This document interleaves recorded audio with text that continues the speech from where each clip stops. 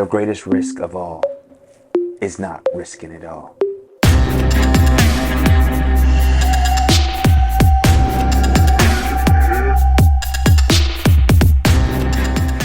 You got to get your mind right. You got to get your body right. So then you can build a foundation to build yourself to new heights.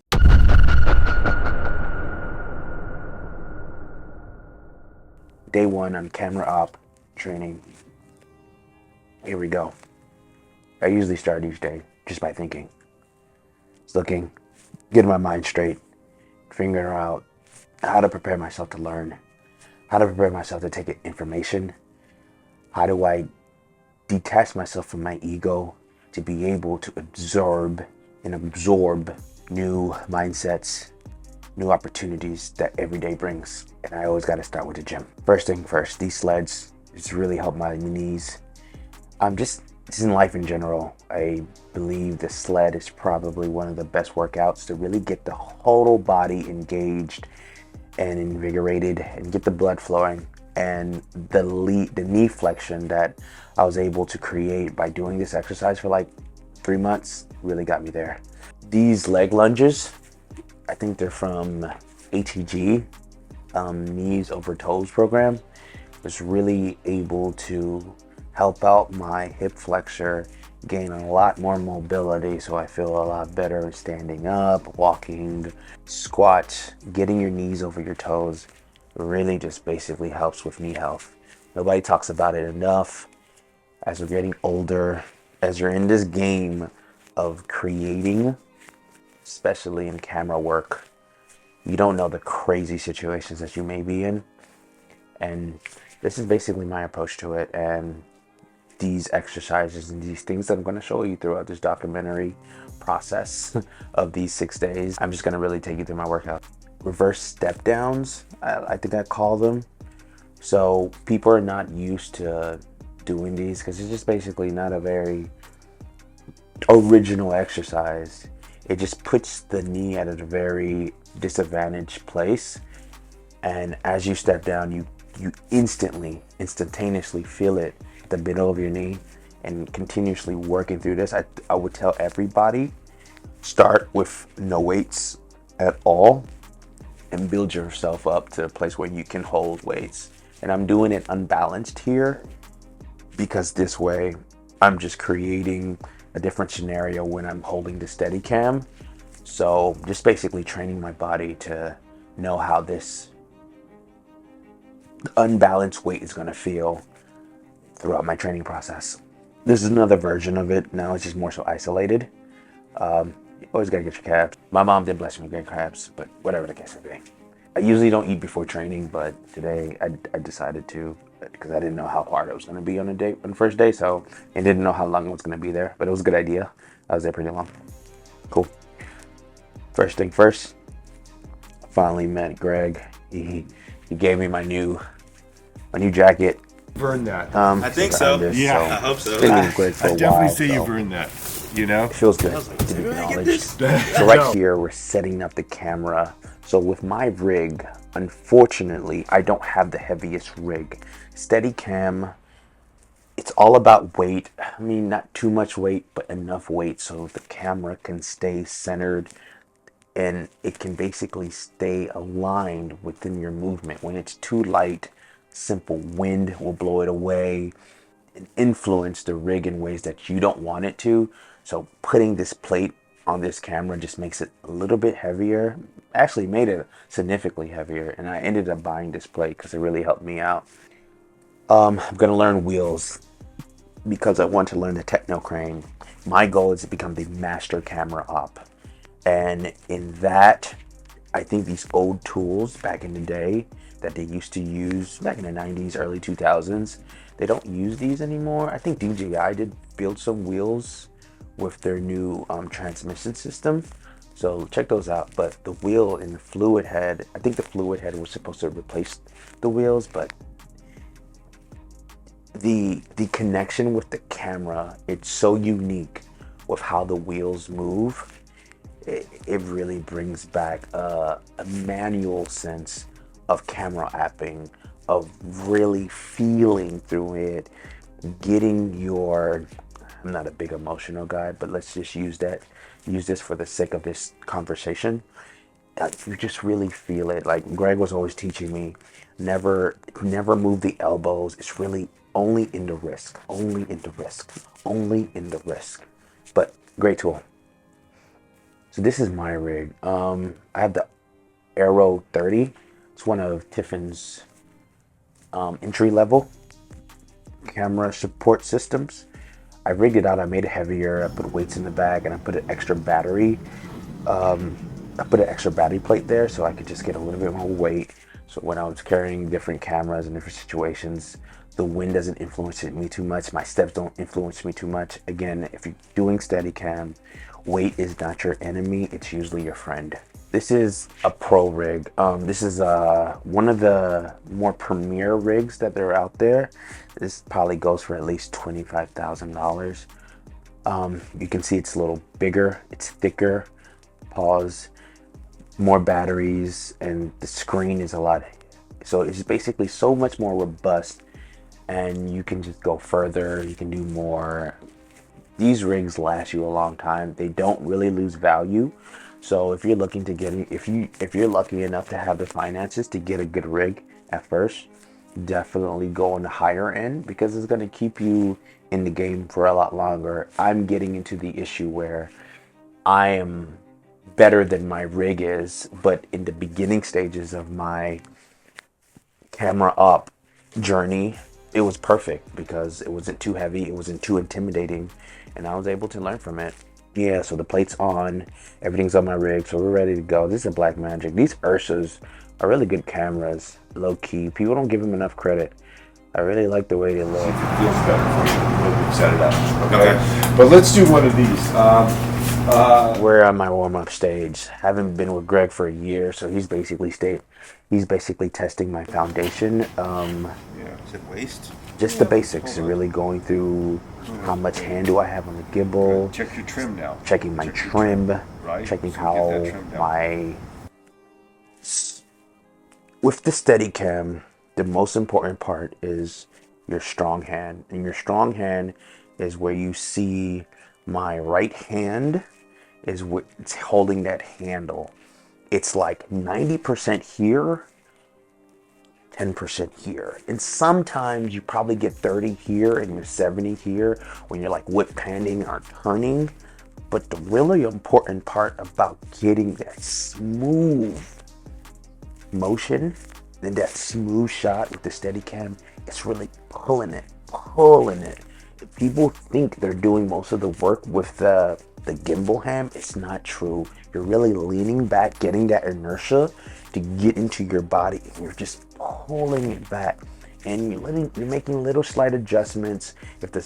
If your headroom's getting a little hub, it's getting a little dutchy, you put a little pressure here, but like sometimes it's probably 100%, and I'm so light, but you have to get most of your hand around that gimbal. I have a bad habit of like touching it very minutely and not putting all my hands on the gimbal. I have small hands, by the way, but yeah, it's a really important part. If the big takeaway about understanding Steadicam, strong hand, control the rig.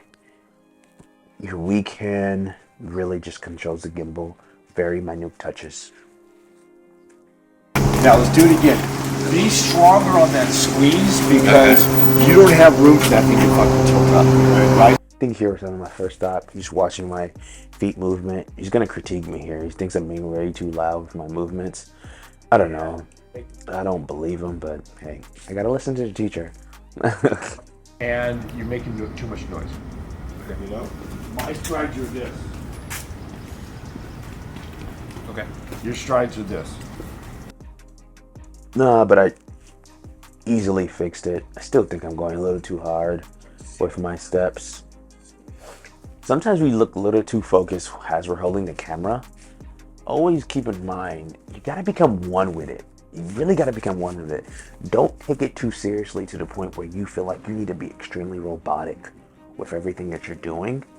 Just be one with the camera. Just let it go, let it flow, and just it's like a body movement. Once you feel it, you can literally control where the camera's going with your hips. If you never had one on, you understand. You don't really understand what I mean. But if you're looking forward to it, understand. Get one with the whole mechanism, because some people get, and I don't want to say too focused, but extremely disconnected with who they are, with really just trying to be very, very, very inorganic with the rig. The rig is supposed to be one with you, not apart from you. So, and once you get just the feeling down, it kind of just works with how you're moving. One of the biggest challenges about Steadicam, you will get into a situation where somebody's going to put it like 100mm on your camera or 85, and you're going to have to figure it out and understand the longer the lens, the more expression that you see in the lens. So really understanding how to be consistent with your strong hand can really take you to the next level. So I have I think it's 70, and this is a crop sensor. So it's really, we're talking like 85, 90.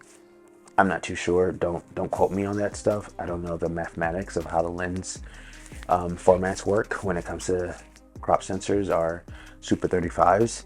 But anyways, I do a lot of music videos, and sometimes they want an 80, and I need to keep it tight. I need to keep it flowy. But once you have so less room, and I'm at like a 2.5, so my focus puller is gonna have a hard time also.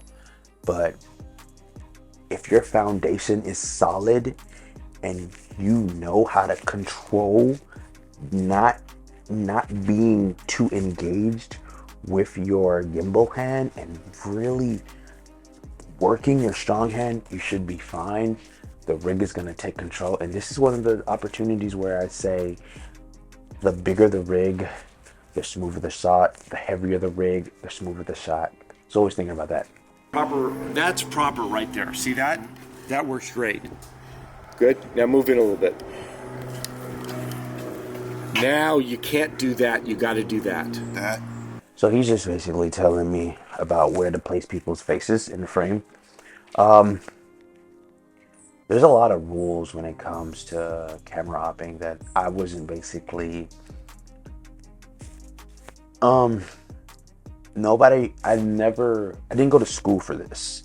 I kind of did it with the old entrepreneurship route. I was interested, and I went to go study myself, YouTube University, all that, and just learning how to frame up faces the right way and how conversations and the different coverages, I had to learn that on the fly, really on set. So let me tell you this, from a person that was just so ignorant on set, not knowing the visual language of what goes with cinematography, take your time and figure those things out.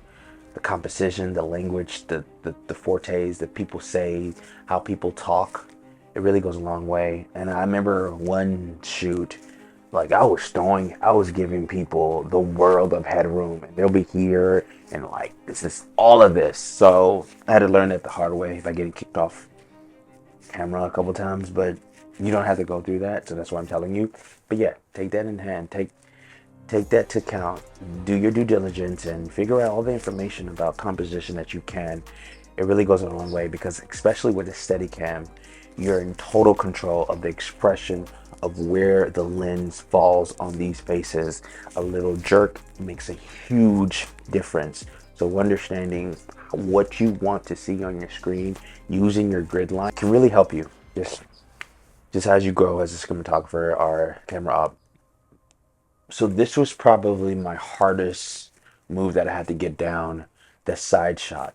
So as the rig is side to side with you, you're pulling it this way. What tends to happen is it's going to force itself the opposite way. So it's gonna go left. So you have to get on your pinky to basically negate the inertia of the camera wanting to swerve the other direction. So by using my pinky hand as I'm pulling with my right hand, I keep the camera straight so it doesn't tilt over.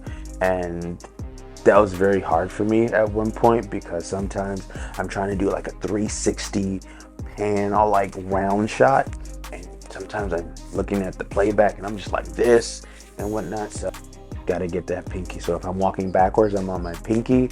If I'm walking forward, I'm on my thumb. The low mode on the Steadicam is probably one of the hardest things. I don't understand why it's hard, because it's exactly the same weight, but for some reason with the mass of the camera, if it's at the lowest point of gravity, it just feels like it weighs you down a lot more. So I told Greg to take me to the ringer with low mode, and yeah, we did that thing. Size that we like, keep them in the right hand frame. Look at the graphics going through. Start to squeeze, relax. That's a badass shot. With my rig, low mode is a lot more difficult because of the fact that there is no place for me to put my hand. So I'm really just putting it on the base of where the camera connects. That's unnatural, but that's the best thing that you can do with a entry-level rig. Out into the shot. Yeah, let's see where that gun is. Now, Carl, tilt down. Now, leave the frame, Johnny. Leaving. Look at your background, Carl. Memorize your background, because that's how you're not going to cut that gun when it comes through. And action. Stepping in. So at the end of class, we had to do wheels, because at the last day of this training, we're going to do techno crane. I've never done wheels. I'm more used to tripod. But again, like what I said in the beginning of the video, it's all about the motions, all about the emotions, all about the emotions, all about the expression in the hands, letting your elbows stay in place, and the wrist, it's so smooth. I love how it looks. It's so buttery, and as a camera up, you want to know how to use different conversation points of camera opling, so you are always on set a step above just an asset of just knowing different tools. And you never know, this can basically translate into tripod can basically translate into dolly moves, cranes and arms and so forth. I think the Steadicam is probably by far the most controlled aspect that you're gonna have one-on-one with the camera. I don't have a problem with gimbals. I have a few gimbals myself, but gimbals are gonna give you that robotic feel sometimes, you know. But the Steadicam, it's gonna be one with the body. So especially with storytelling, sometimes people can really tell like how you come in, how you come out. The gimbal is just gonna give you do. So the Steadicam really smoothens those intersection points, so you don't see the motor working, it just flows. So a big takeaway for day one is, again, like I said, be ready to learn. I had to prepare myself to learn. With being an entrepreneur and having my own company, I can get stuck with being in charge, being on top, being that guy. I do call myself Magnif, so there comes a certain amount of ego that comes in the territory of calling myself that. And the only reason I call myself that is because of the expectation that I hold myself to. So coming to this place, I'm in LA, and just really detaching from who I am back home and just becoming the ultimate learner served me the opportunity to be able to take in information and just become better, become more aware. And again, let's take it to the next level on my journey is trying to become the best camera up out here.